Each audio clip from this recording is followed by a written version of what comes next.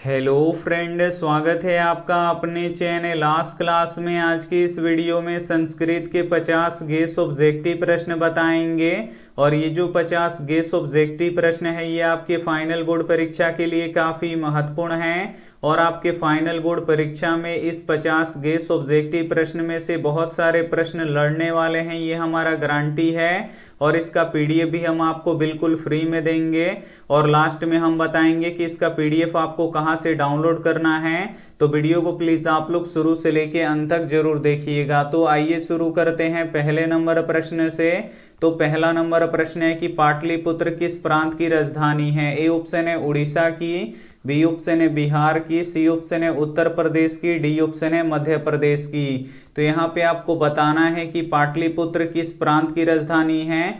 तो पाटलिपुत्र बिहार प्रांत की राजधानी है। यहाँ पे बी वाला ऑप्शन बिल्कुल ही सही हो जाएगा। ये देखते हैं अगला प्रश्न, दो नंबर प्रश्न है कि शरीर का सबसे बड़ा शत्रु कौन है। ए ऑप्शन है क्षमा, बी ऑप्शन है आलस्य, सी ऑप्शन है क्रोध, डी ऑप्शन है लोभ। तो यहाँ पे आपको बताना है कि शरीर का सबसे बड़ा शत्रु कौन है। तो आलस्य है। यहाँ पे बी वाला ऑप्शन बिल्कुल ही सही हो जाएगा। ये देखते हैं अगला प्रश्न, तीन नंबर प्रश्न है कि मनुष्य का गुण दोष किससे निर्धारित होता है। ए ऑप्शन है संस्कार से, बी ऑप्शन है घर से, सी ऑप्शन है पढ़ने से, डी ऑप्शन है व्यवहार से। तो यहाँ पे आपको बताना है कि मनुष्य का गुण दोष किससे निर्धारित होता है। तो संस्कार से निर्धारित होता है। यहाँ पे ए वाला ऑप्शन बिल्कुल ही सही हो जाएगा। ये देखते हैं अगला प्रश्न, चार नंबर प्रश्न है कि राम परवेश ने स्नातक परीक्षा में कौन सा स्थान प्राप्त किया। ए ऑप्शन है उच्च स्थान,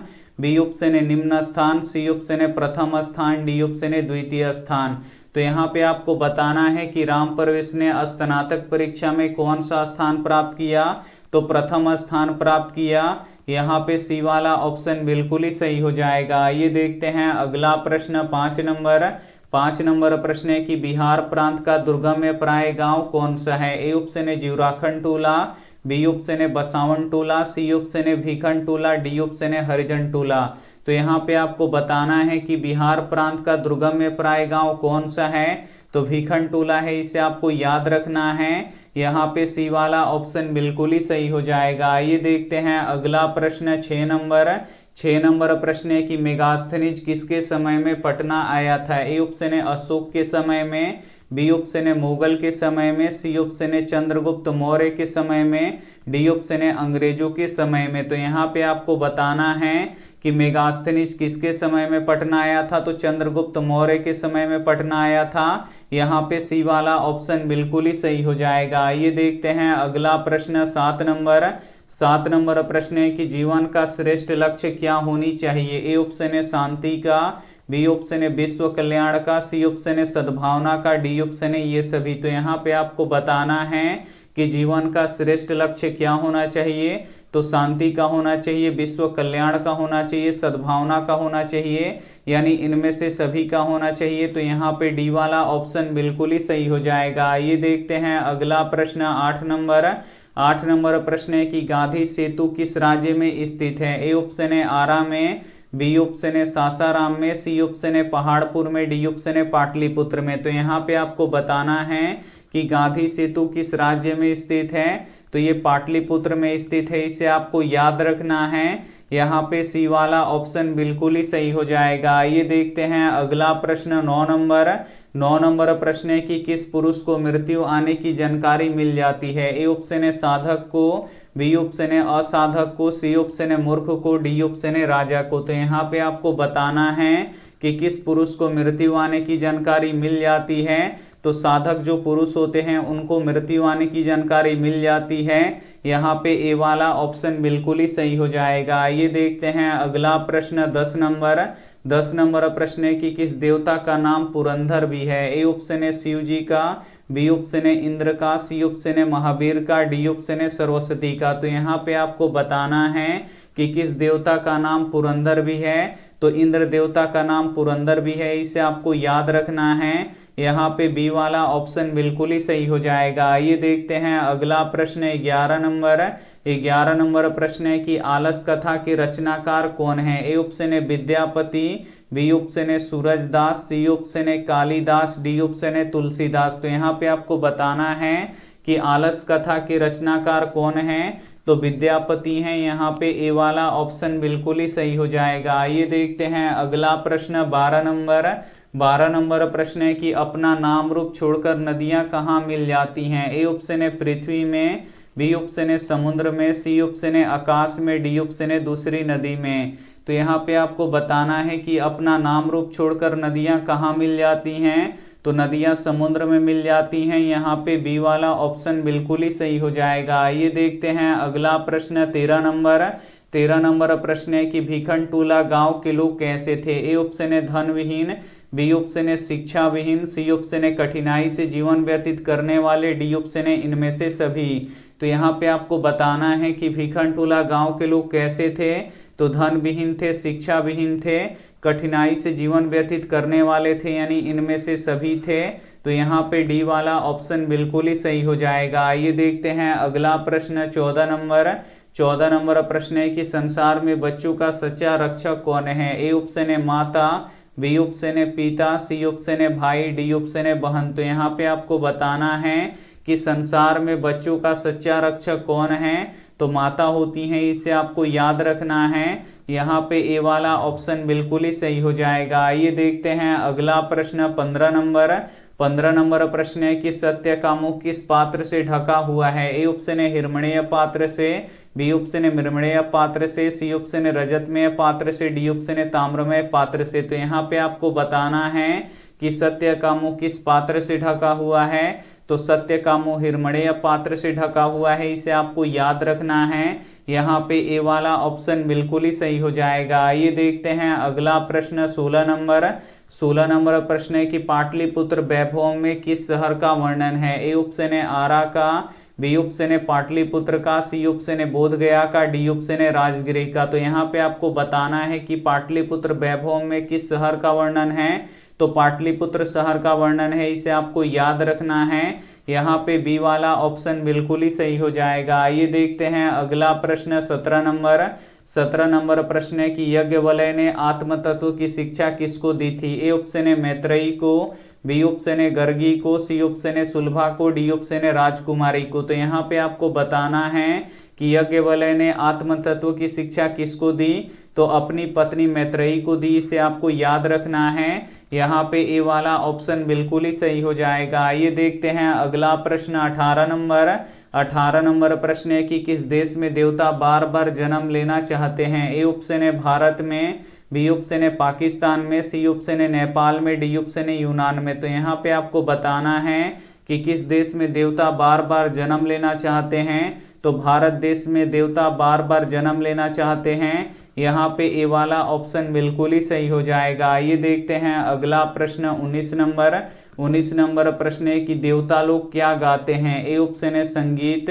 बी ऑप्शन है झूमर, सी ऑप्शन है गीत, डी ऑप्शन है मल्हार। तो यहाँ पे आपको बताना है कि देवता लोग क्या गाते हैं, तो देवता लोग गीत गाते हैं। यहाँ पे सी वाला ऑप्शन बिल्कुल ही सही हो जाएगा। आइए देखते हैं अगला प्रश्न 20 नंबर प्रश्न है कि भारतीय संस्कार कुल कितना है। ए ऑप्शन है 15, बी ऑप्शन है 16, सी ऑप्शन है 18, डी ऑप्शन है 20। तो यहाँ पे आपको बताना है कि भारतीय संस्कार कुल कितना है, तो भारतीय संस्कार कुल 16 है, इसे आपको याद रखना है।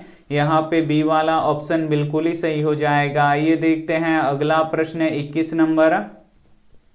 21 नंबर प्रश्न है कि घर की लक्ष्मी कौन होता है। ए ऑप्शन है पुरुष, बी ऑप्शन है स्त्री, सी ऑप्शन है कवि, डी ऑप्शन है बालक। तो यहाँ पे आपको बताना है कि घर की लक्ष्मी कौन होता है, तो घर की लक्ष्मी स्त्रियां होती हैं। यहाँ पे बी वाला ऑप्शन बिल्कुल ही सही हो जाएगा। आइए देखते हैं अगला प्रश्न 22 नंबर प्रश्न है कि स्वामी दयानंद का बचपन का नाम क्या है। ए ऑप्शन है शंकर, बी ऑप्शन है मूल शंकर, सी ऑप्शन है शिव शंकर, डी ऑप्शन है उमा शंकर। तो यहाँ पे आपको बताना है कि स्वामी दयानंद के बचपन का नाम क्या था, तो मूल शंकर था, इसे आपको याद रखना है। यहाँ पे बी वाला ऑप्शन बिल्कुल ही सही हो जाएगा। ये देखते हैं अगला प्रश्न 23 नंबर प्रश्न है कि मंदाकिनी वर्णम पाठ के रचयिता कौन है। ए ऑप्शन है तुलसीदास, बी ऑप्शन है व्यास, सी ऑप्शन है वाल्मीकि, डी ऑप्शन है कालिदास।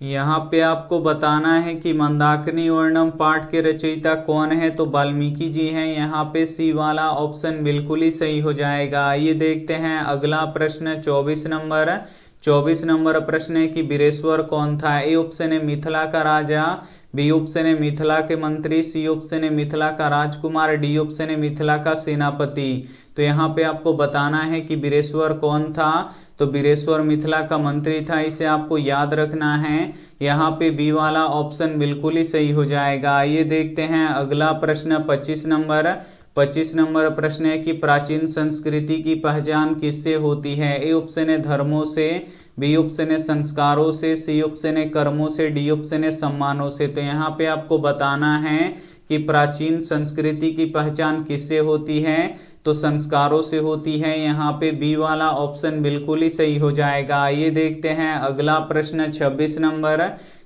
नंबर प्रश्न है कि लक्ष्मी किसे वर्ण करती हैं। ए ऑप्शन है उद्योगी को, बी ऑप्शन है कामचोर को, सी ऑप्शन है लोभी को, डी ऑप्शन है डाकू को। तो यहाँ पे आपको बताना है कि लक्ष्मी किसे वर्ण करती हैं, तो लक्ष्मी उद्योगी पुरुष को वर्ण करती हैं। यहाँ पे ए वाला ऑप्शन बिल्कुल ही सही हो जाएगा। आइए देखते हैं अगला प्रश्न 27 नंबर प्रश्न है कि कर्ण किस देश के राजा थे। ए ऑप्शन है अंग देश के राजा, बी ऑप्शन है बंग देश के राजा, सी ऑप्शन है मध्य देश के राजा, डी ऑप्शन है मगध के राजा। तो यहाँ पे आपको बताना है कि कर्ण किस देश के राजा थे।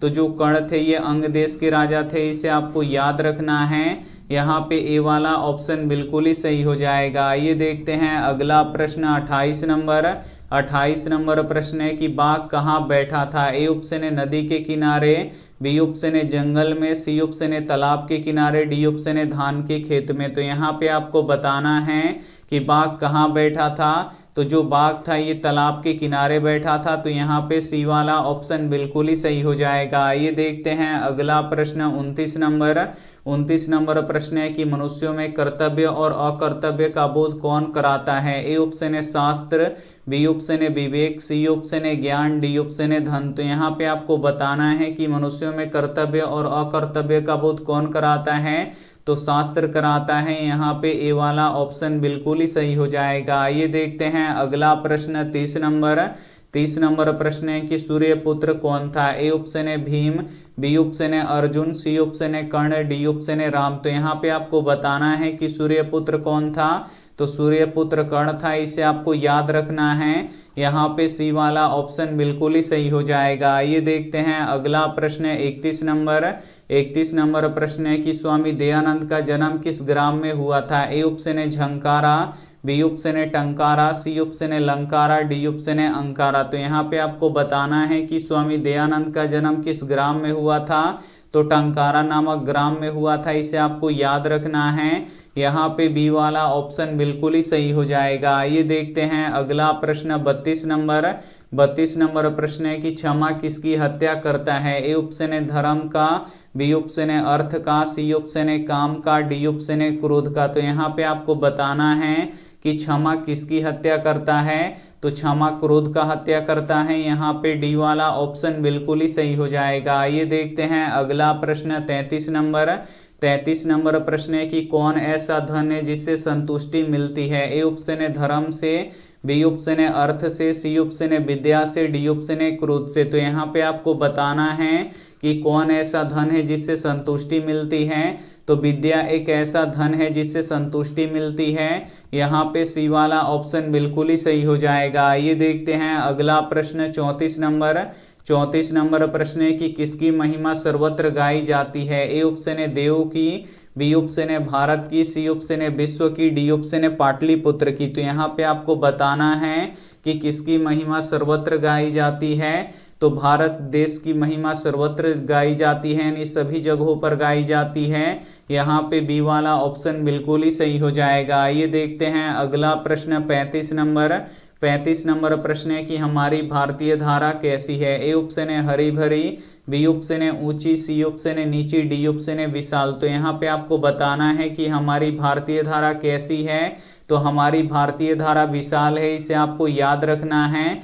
यहाँ पे डी वाला ऑप्शन बिल्कुल ही सही हो जाएगा। ये देखते हैं अगला प्रश्न 36 नंबर प्रश्न है कि पाटलिपुत्र में किस महान पुरुष की जन्म स्थल है। ए ऑप्शन है गुरु नानक की, बी ऑप्शन है महावीर की, सी ऑप्शन है गुरु गोविंद सिंह की, डी ऑप्शन है भगवान बुद्ध की। तो यहाँ पे आपको बताना है कि पाटलिपुत्र में किस महान पुरुष की जन्म स्थल है, तो गुरु गोविंद सिंह का है, इसे आपको याद रखना है। यहाँ पे सी वाला ऑप्शन बिल्कुल ही सही हो जाएगा। ये देखते हैं अगला प्रश्न 37 नंबर प्रश्न है कि करमवीर कौन है। ए ऑप्शन है राम प्रवेश राम, बी ऑप्शन है राम नरेश राम, सी ऑप्शन है राम अवधेश राम, डी ऑप्शन है दुखित राम। तो यहाँ पे आपको बताना है कि करमवीर कौन है, तो करमवीर राम प्रवेश राम है, इन्हें आपको याद रखना है। यहाँ पे ए वाला ऑप्शन बिल्कुल ही सही हो जाएगा। ये देखते हैं अगला प्रश्न 38 नंबर प्रश्न है कि संस्कारों का मौलिक अर्थ क्या है। ए ऑप्शन है समारोह का आयोजन,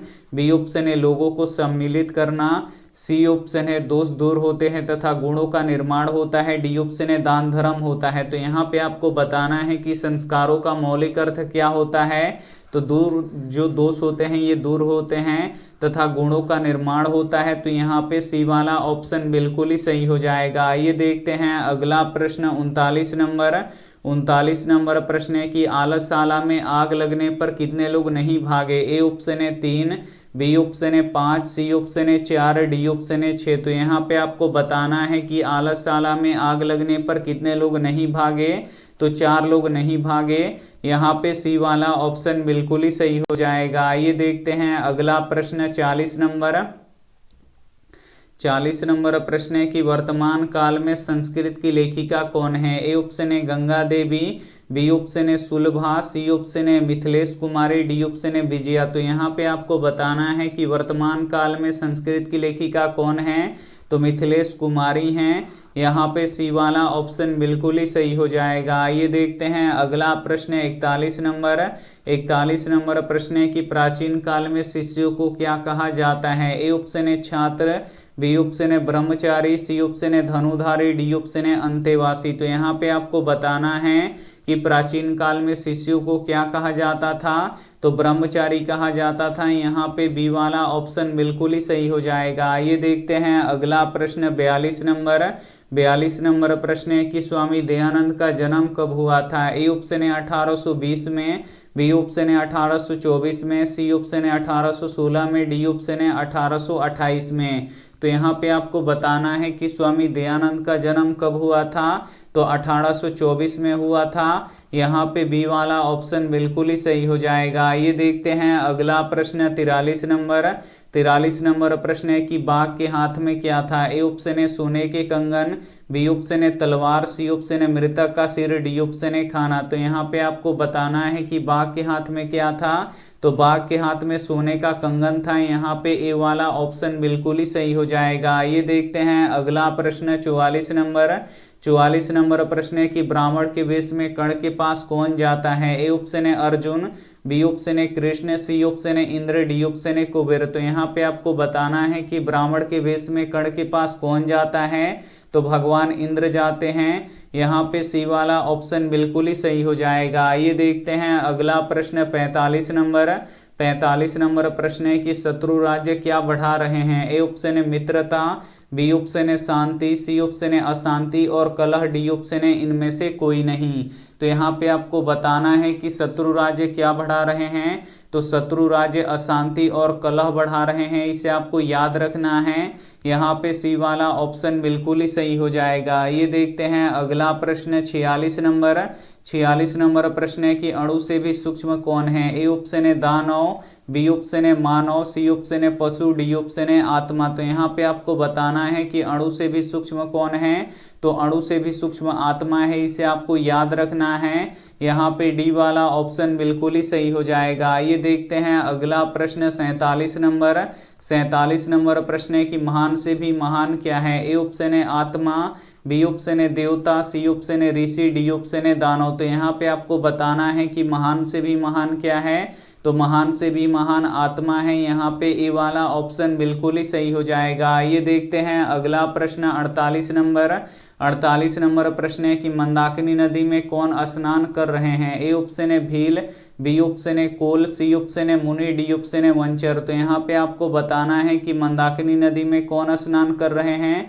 तो मुनि लोग स्नान कर रहे हैं। यहाँ पे सी वाला ऑप्शन बिल्कुल ही सही हो जाएगा। आइए देखते हैं अगला प्रश्न 49 नंबर प्रश्न है कि देवलोक का मार्ग किससे प्रशस्त है। ए ऑप्शन है असत्य से, बी ऑप्शन है सत्य से, सी ऑप्शन है लोभ से, डी ऑप्शन है त्याग से। तो यहाँ पे आपको बताना है कि देवलोक का मार्ग किससे प्रशस्त है, तो सत्य से प्रशस्त है। यहाँ पे बी वाला ऑप्शन बिल्कुल ही सही हो जाएगा। ये देखते हैं अंतिम प्रश्न 50 नंबर प्रश्न है कि मंत्री वीरेश्वर का स्वभाव कैसा था। ए ऑप्शन है क्रोधी, बी ऑप्शन है दानी, सी ऑप्शन है कृपण, डी ऑप्शन है शांत। तो यहाँ पे आपको बताना है कि मंत्री वीरेश्वर का स्वभाव कैसा था। तो मंत्री वीरेश्वर का स्वभाव जो था वो दानी था, इसे आपको याद रखना है। यहाँ पे बी वाला ऑप्शन बिल्कुल ही सही हो जाएगा। यहाँ पे संस्कृत के 50 काफी महत्वपूर्ण ऑब्जेक्टिव प्रश्न बता चुके हैं और ये रहा आपके लिए होमवर्क